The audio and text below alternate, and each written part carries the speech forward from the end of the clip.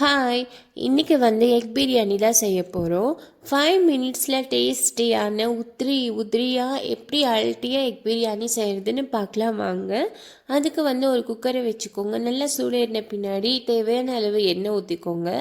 அதில் மஞ்சத்தூள், மிளகாத்தூள், உப்பு சேர்த்துக்கோங்க. அதுலேயே வேக வச்ச 4 முட்டையும் சேர்த்துக்கோங்க.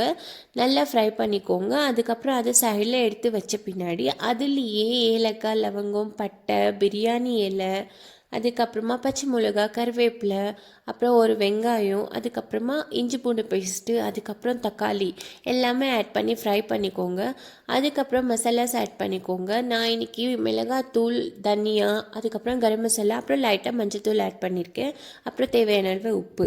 அதுக்கப்புறம் அதுலேயே நீங்கள் அரிசி ஆட் பண்ணிக்கோங்க. 1 கிளாஸ் அரிசிக்கு 2 கிளாஸ் தண்ணி ஆட் பண்ணிக்கோங்க. அதுக்கப்புறம் தண்ணி கொதித்து வரும்போது அதுலேயே 4 முட்டையை ஆட் பண்ணிக்கோங்க, ஃப்ரை பண்ணி வச்சுருந்தது. அதுக்கப்புறம் கொஞ்சம் கொத்தமல்லி, லாஸ்ட்டாக உப்பு எல்லாம் கரெக்டாக இருக்கான்னு பார்த்துட்டு குக்கரை மூடி வச்சுடுங்க. லோ ஃப்ளேமில் 2 விசில் விட்டுருங்க, 2 இல்லை 1. அதுக்கப்புறம் விசில் எல்லாம் அடங்கின பின்னாடி ஓப்பன் பண்ணி பாருங்கள். நல்லா உதிரியாக நல்லா டேஸ்ட்டாக இருக்கும். அதுக்கே தயிர் வச்சுட்டு சாப்பிட்டு பாருங்கள், அவ்வளோ சூப்பராக இருக்கும், ரொம்ப நல்லாயிருக்கும். ஓகே, பாய்.